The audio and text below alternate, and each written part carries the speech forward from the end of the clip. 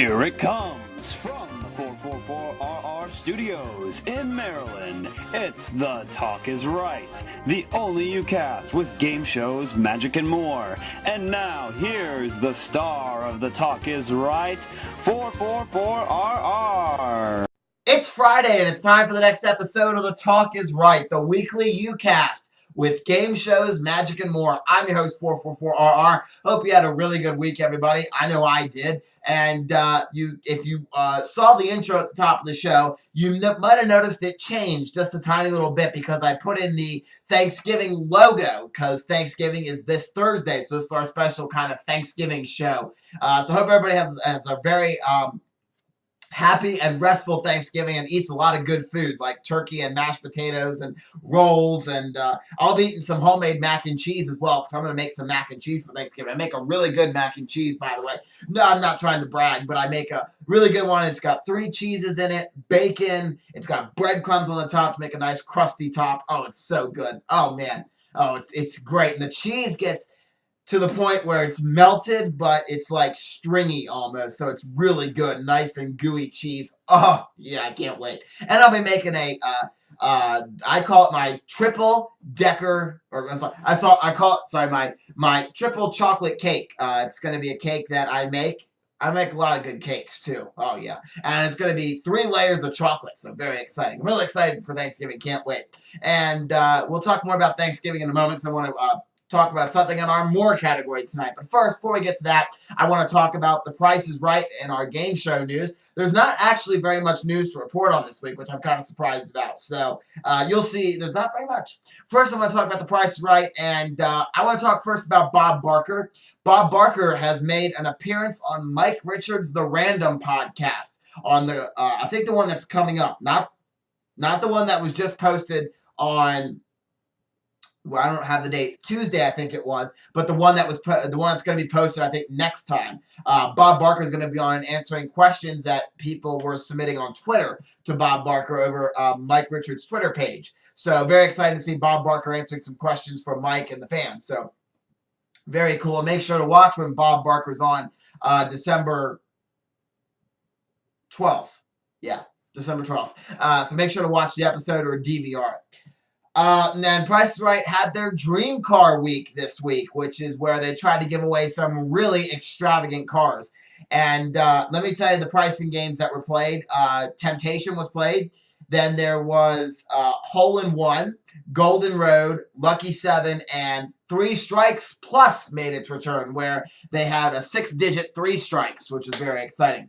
So let's talk about each game. The first game in the week was Temptation, and the contestant had a chance to win an over $80,000 car. Very, very exciting. And Temptation is one of the toughest games on The Price is Right because they usually tempt you with about half the prize value of the car. So if the car is like they'll usually tempt you with about $6,000 or $7,000 worth of prizes. I'll talk about that in a minute. The contestant had the price of the car correct, but decided to take all the prizes in Temptation. Mike Richards wanted to give that car away, he said on the Random podcast, because the prize value for all the prizes was about $3,000 worth of prizes. Really, honestly, the least expensive amount of prizes in Temptation in a long time. And because Mike wanted the contestant to try to go for the car and make an exciting moment in TV, but didn't happen. The contestant didn't want to go for it. And a lot of people online were really upset by that. Like, why does that contestant not want to go for the car? They were very upset with that the contestant took like $3,000 worth of prizes. You know, like, people were wondering online, what would it take for that contestant to actually go for the car? How much prizes would they have had to offer her? Like $10 worth of prizes? I mean, people online weren't really sure.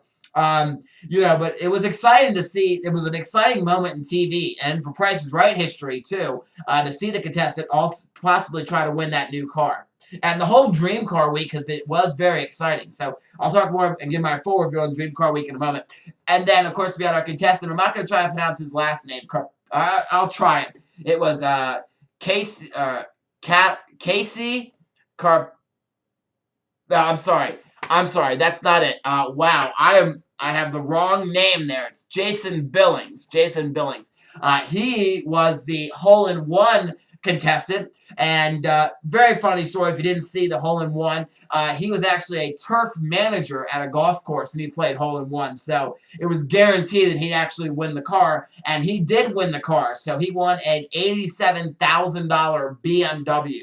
So very, very exciting to see him win that BMW. And he was on a roll with hole-in-one. Not only did he sink the putt on his first shot, but he also got the $500 bonus for pricing all the items correctly. So he was on a roll with that game. Very exciting for Jason Billings. And by the way, I had to get his name because I didn't have it handy, and I have the Random Show podcast and from this week where he was actually a guest star and he talked about his Price Right experience, but it was Casey Karpezek is the name of the producer on The Bold and the Beautiful, because Mike Richards, Daniela Dembski from Let's Make a Deal, and Rachel Reynolds were all guest stars on The Bold and the Beautiful on Thursday.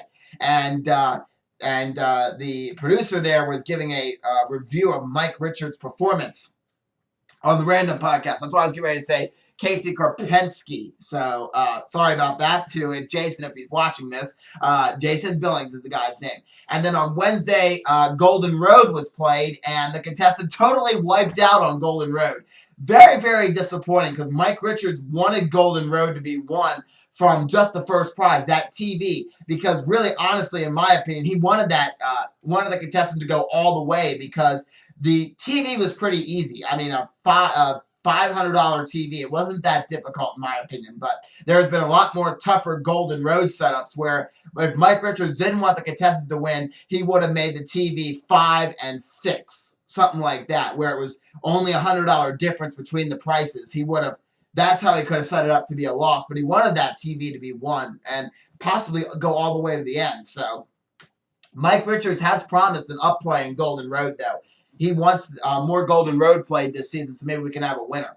And then on Thursday's show, yesterday, we had Jaguar being played on Lucky 7, and the contestant could have won that Jaguar, too, because Mike Richards ended the price with a 3. The contestant had $3 left, and he set a 7 instead of a 5. If he would have set a 5 again, he would have been a winner of the Jaguar, which makes me very mad because when you have 3 numbers left, if you said 7, you only have an 8 and a 9. So that doesn't cover you. If you would have said a 5, the only 2 numbers that couldn't have come up was a 9 or a 1, and he would have lost. He would have had the game won if he would have said a 5. But I don't know what he was thinking there saying 7. You know, I mean, I would have went with a 5 because if he thought the price ended in a 7, he could have said 5 and still won. But I don't know.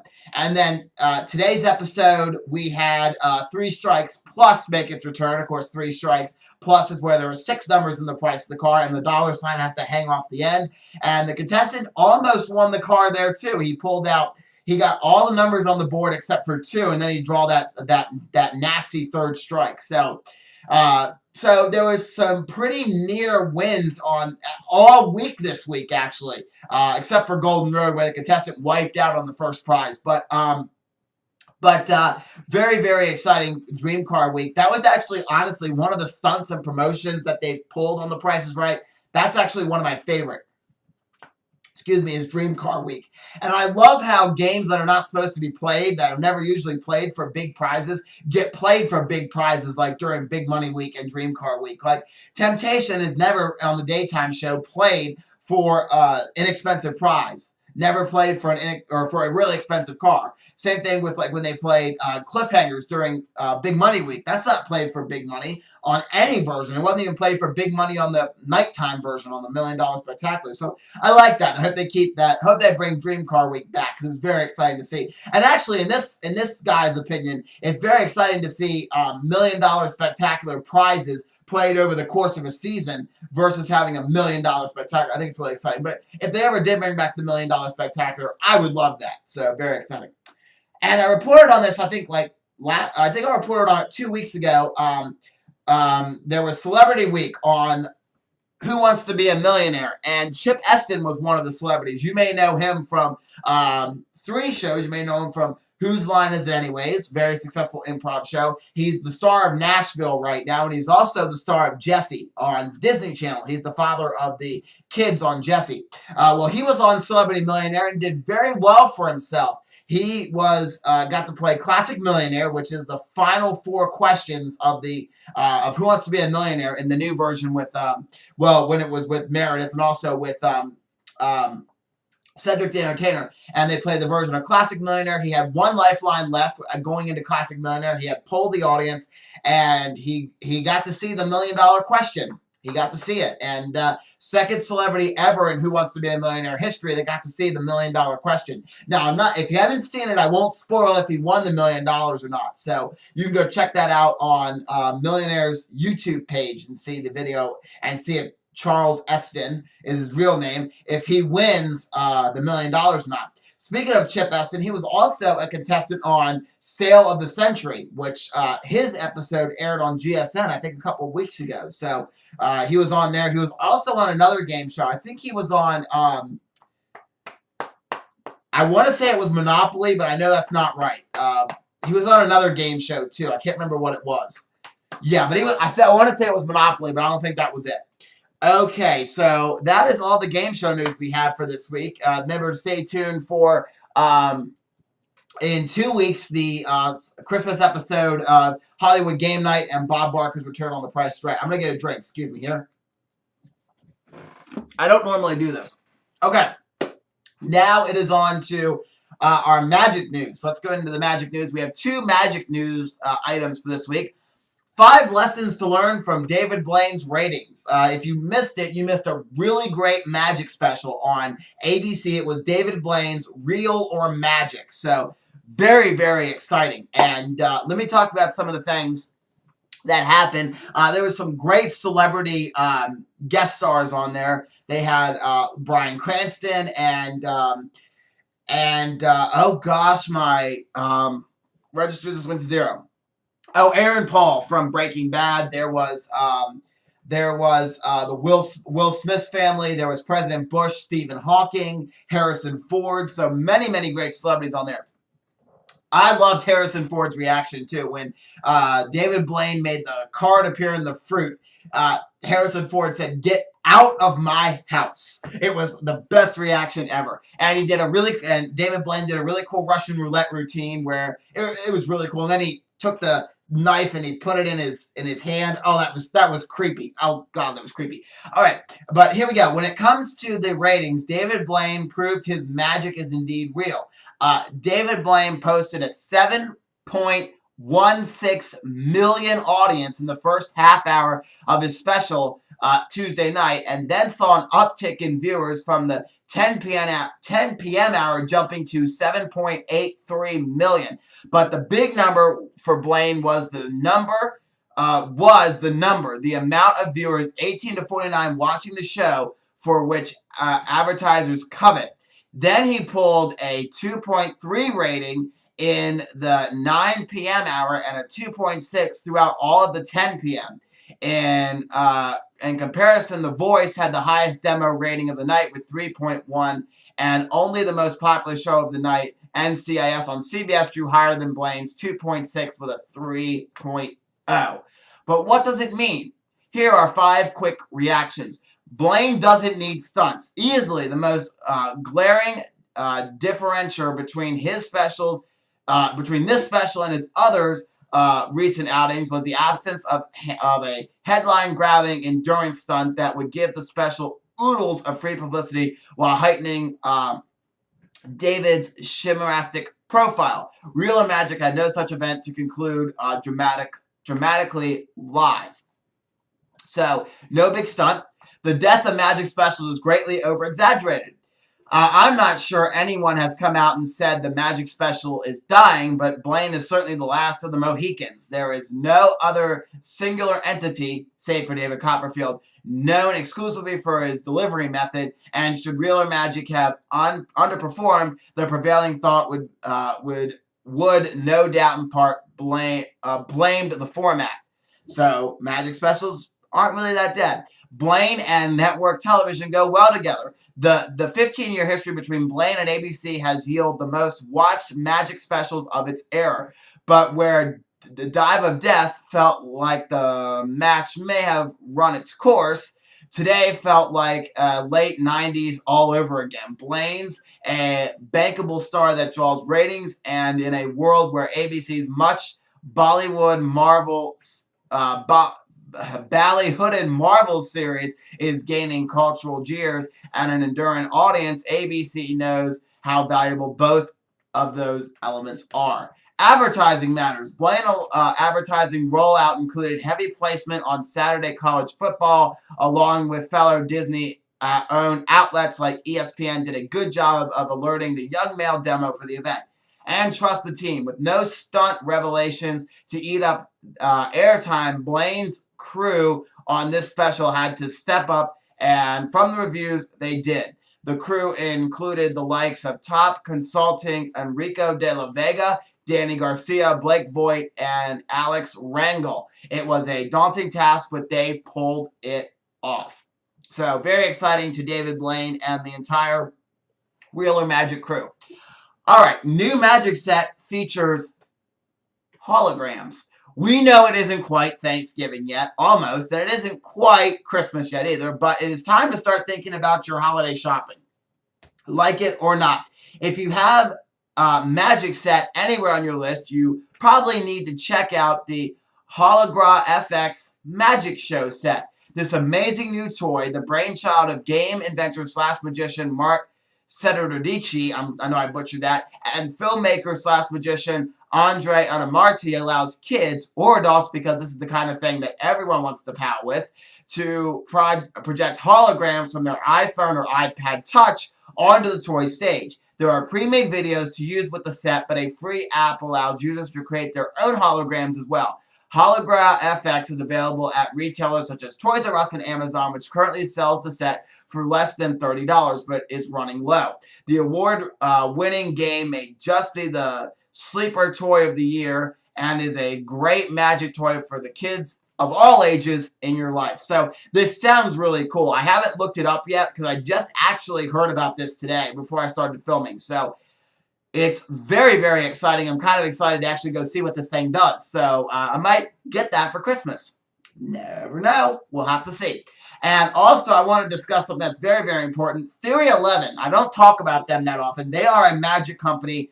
Most of the time, they put out a lot of decks of cards and that kind of thing. They are putting out a really amazing magic trick that Justin Flom did on Ellen back when he was on the first time, and it's called Overstuffed. And I'm really excited that Theory 11 is bringing this out, because ever since I saw Justin Flom do this on Ellen, I am really, really excited. I really wanted to know how it was done. But Overstuffed is where you take an Oreo cookie, you lick the filling off of it, and you place it back. You place the two halves of the cookie back together, and you hold it, and you watch the Oreo stuffing just go like this. Whoop, and the Oreo stuffing appears back on the cookie. It is super cool, and I've always wanted to know how to do it ever since I saw Justin Flom do it on Ellen. So I'm glad it's coming out. It's going to come out Black Friday on Theory 11, so I'm really excited about that. All right, and the final bit of news, this comes into our more category. I don't usually do the more category that often. I usually do game shows and Magic, but not the more. And in our more category, very special Wizard of Oz thing happening on Thanksgiving. I suggest you check it out. I am a big fan of watching the Macy's Thanksgiving Day Parade. I get up in the morning on Thanksgiving, I watch the Thanksgiving Day Parade, and it's not Christmas to me, even though I work in a retail store where Christmas comes in July at the Hallmark store. But I feel like I can't put out any Christmas decorations or listen to Christmas music until Santa Claus makes his arrival on the Macy's Parade. But they're actually having big, gigantic Wizard of Oz balloons for the Macy's Thanksgiving Day Parade. So definitely be watching the Thanksgiving Day Parade and take a look at the big Wizard of Oz balloons that are going to be as part of the 75th anniversary of the Wizard of Oz this year. So very exciting. So, all right, that's going to do it this week for The Talk is Right. Hope you enjoyed this week's Talk is Right. And remember to help control the YouTube content, always flag inappropriate material. We'll see you next time. Bye-bye, everybody. I have a jack, and I also have 3 10s. Now, what we're going to do is we're going to take the Jack and we're going to sandwich it right in. Of course, you get the 2 tubes and you get a certain amount of bottles. Let me grab one of the bottles. Shop Till You Drop, hosted by Pat Flynn. One of my favorite modern one of my favorite